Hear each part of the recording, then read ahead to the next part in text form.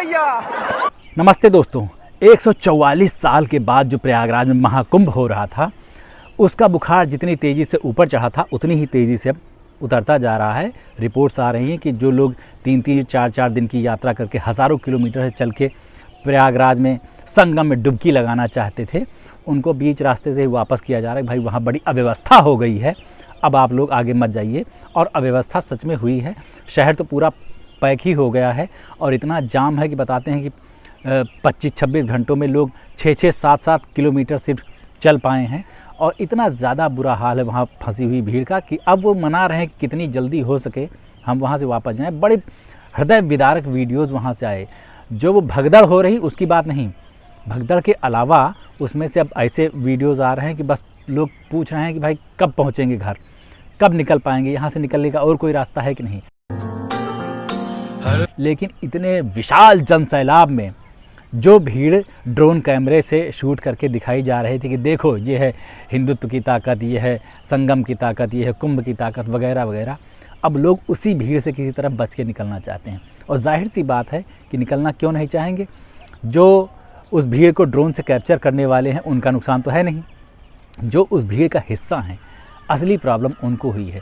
2 जगह भीषण भगदड़ होने की रिपोर्ट आई, जिसमें अभी तक मौतों का आंकड़ा जो सरकार कह रही वो और बाकी जो पत्रकार कह रहे हैं वो कुछ भी मैच नहीं हो रहा।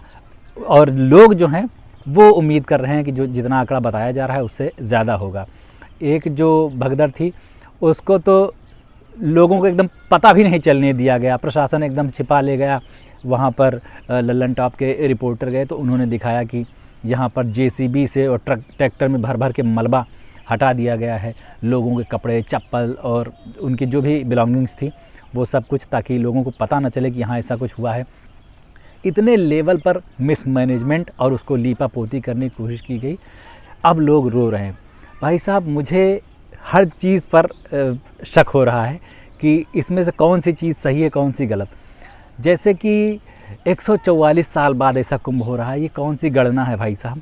और इसमें बताया गया कि 40 करोड़ लोग आएंगे, ये किस हिसाब से गिनती निकाली गई। और जब भगदड़ हो गई उसमें लोगों की मौत हो गई तो उसको 12-16 घंटा लग गए रिपोर्ट करने में, बताने में।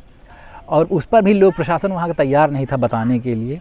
जब राष्ट्रपति ने और पीएम ने श्रद्धांजलि दे दी प्रचार के बीच में, दिल्ली चुनाव चल रहा है ना, तो वहाँ प्रचार के बीच में जब श्रद्धांजलि दे दी गई तो फिर पता चला लोगों कि वहाँ कुछ ऐसा हो गया है। तो ये गिनती कहाँ से आ रही भाई साहब, जिसके मुंह में आया बक दिया।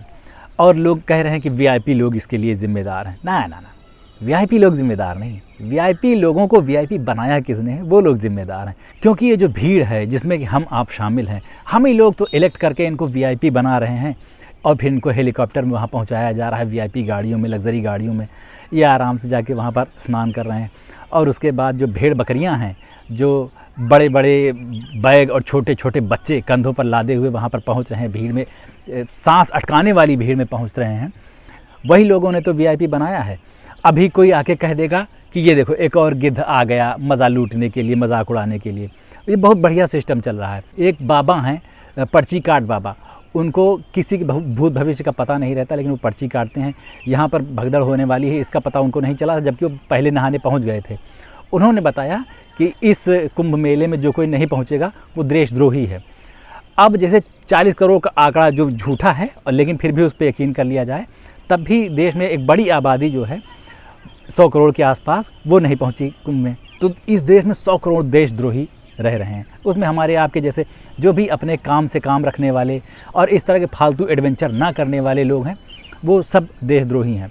और उसके बाद जो वहाँ पर पहुँच गए, भीड़ में भगदड़ में मौत हो गई, उन पर जो सवाल उठा रहे हैं कि अव्यवस्था हो गई, उनको आईटी सेल वाले यही सब लोग कह रहे हैं कि तो गिद्ध हैं भाई साहब, ये मौतों पे भी अपना फ़ायदा उठाने आ गए। अब भाई साहब, गिद्ध कौन है ये बताने की ज़रूरत। अभी कोई ये भी कह देगा कि तुम तो कुंभ गए नहीं, तुमको बोलने का हक नहीं है।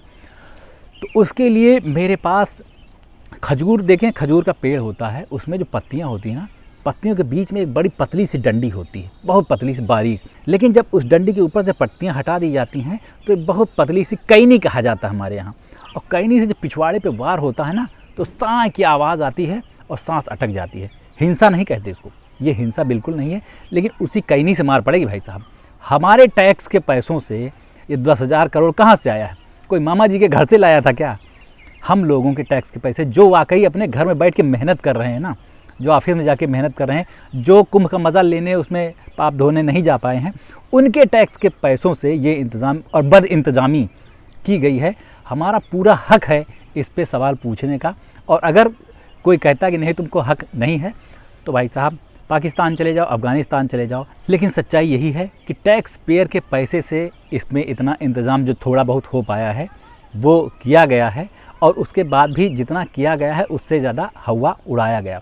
जब अव्यवस्था फैल गई तो सारे वीआईपी पासेस रद्द करने की खबर आ रही है, और जब कुछ शुरू भी नहीं हुआ था तो वीआईपी के घर जा जाकर न्योता बांटा जा रहा था।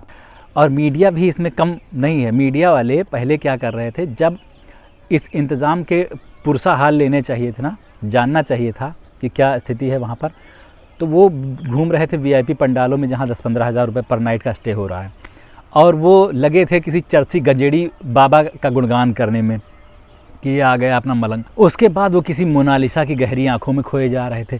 जिनका इंटरव्यू करना था और दिखाना था कि इनके ऊपर जिम्मेदारी है इस मेले को संभालने की, सरकारों से, नेताओं से और प्रशासन से, उनको छोड़ के हर काम में लगे थे जिसकी वहाँ पर कोई ज़रूरत नहीं। कोई कांटे वाले बाबा के पीछे जा रहा है, कोई चिमटे खा रहा है, तो ये सब चल रहा था वहाँ पर।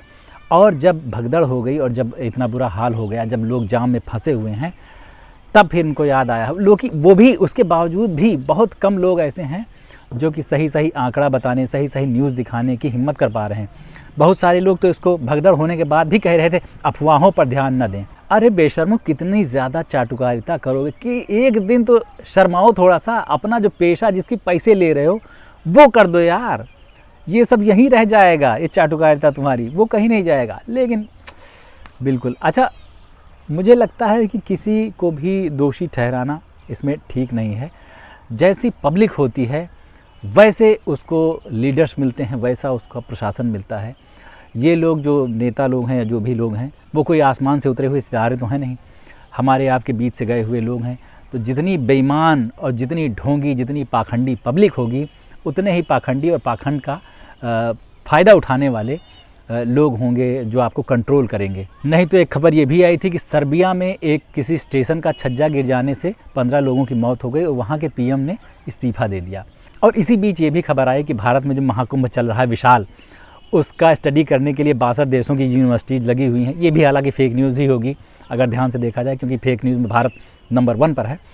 तो इसमें जो ज़िम्मेदार मंत्री थे उनका भाषण ये आया, उनका वक्तव्य ये आया कि ऐसी छोटी मोटी घटनाएं तो हो जाती हैं। जाहिर सी बात है, जहाँ 140 करोड़ की आबादी है वहाँ पर 15-20 लोग, 25 लोग, 50, 100, 150 लोग मर जाएंगे तो छोटी घटना ही होगी। उसके लिए किसी को जिम्मेदार क्यों ठहराना है, और किसी की आंख में पानी क्यों आएगा कि इससे कोई इस्तीफ़ा दे दे। और कहीं कोई अभी इसमें इन्वॉल्व होता, किसी दूसरे नाम वाला जो मैच नहीं करता है अपने एजेंडे से, तो उसके घर पे तड़ाक से बुलडोज़र चल जाता। एक कोई आग लग गई थी इसमें टेंट्स में, तो पता लगाया क्या कि भाई इसमें तो कॉन्स्पिरेसी हो गई, किसी ने, अगले ने इसमें आग लगाई है। लेकिन अभी इसमें बीच में भगदड़ हो गई, इसमें कोई मिल नहीं रहा मुसलमान, किसके घर पे बुलडोज़र चला दिया जाए। अब क्या अपने घर पे बुलडोज़र चलाएंगे क्या लोग? हो सकता है कोई निठल्लू आकर मुझे भी गिद्ध कह दे, मेरा तो काला शर्ट पहन रखा है, गेटअप भी वैसा लग रहा है। लेकिन सच बात यह है कि बहुत दुख होता है कि अपने देश में इतनी भारी भीड़ जो है वो भेड़ में तब्दील हो चुकी है। अभी लोग कह रहे हैं कि जो चाइना ने देखो डीप सीक करके एआई टूल बना लिया, अमेरिका वाले, चाइना वाले वो कंपटीशन कर रहे हैं कौन आगे निकलेगा, कौन ज़्यादा आविष्कार कर लेगा, वैज्ञानिक खोजें कर लेगा, और 70 साल में वो कहाँ होंगे। और अपने यहाँ ये चल रहा है कि भाई साहब हम मेले में कितनी भीड़ ले आ पाएंगे ताकि उसको कंट्रोल भी ना कर पाएँ, और यहाँ पर ऐसे लोग जान गंवा दें, जाम में फंस जाएं, इतनी बद इंतजामी हो जाए कि अगली बार लोग कुंभ में या किसी भी इस तरह के मेले में आने से डरें। मुझे इस चीज़ का दुख हो रहा है। मुझे जब भीड़ आ रही थी तभी ये देखकर चिंता हो रही थी कि इसमें अब तक भगदड़ हुई क्यों नहीं है। लेकिन कहते हैं ना कि शुभ शुभ बोलो, इसलिए अपन कुछ बोल ही नहीं रहे थे। लेकिन अब तो हादसा हो चुका है तो इसलिए बोलना बनता है। मैं इस बीच में गया था एक दिन के लिए लखनऊ, और वहाँ पर मुझे एक हाईवे से बस पकड़नी थी जो सुल्तानपुर बनारस हाईवे है। वहाँ पर पता चला कि पिछले 12-13 घंटे में एक भी बस नहीं गई है, और जो बस जाने वाली थी उसमें मैं बैठा और फिर वो एडवेंचर भी मेरे लिए बहुत बड़ा रहा, क्योंकि उसमें पूरे भीड़ की तरह लोग भरे हुए थे। कंडक्टर ड्राइवर सब परेशान है कि यार यहाँ पर कोई बस ही नहीं है, सब प्रयागराज मेले में चली गई। मतलब जो वहाँ पर आ रहे हैं ना, जो लोग कुंभ के मेले में जा रहे हैं उनकी भी हालत कीड़े मकोड़े जैसी है, जो लोग नहीं जा रहे हैं उनको भी पूरा पुण्य मिल रहा है, वो भी किसी न किसी तरह परेशान होकर उस पुण्य के भागीदार बन रहे हैं। अगर कोई खुश है इस पूरे इंतज़ाम से तो वो कौन है, बताना मुझे आप लोग नीचे कमेंट करके। कुदरत ने या भगवान ने, जिसको भी आप मानते हैं, उसने इंसान को सिर्फ़ एक चीज़ दिया था जो उसको जानवरों से अलग बनाती थी, वो था उसका दिमाग, कॉमन सेंस, समझ। और अब देखा जा रहा है कि वही चीज़ एकदम अलग हो गई, लोग उसका इस्तेमाल ही नहीं कर रहे हैं जो कुदरत ने उन्हें दी थी। तो कैसे जानवरों से, कैसे भेड़ों से अलग हैं हम, बताना भाई साहब नीचे कमेंट करके। और अभी चलते हैं, लौट के मिलते हैं। नमस्ते।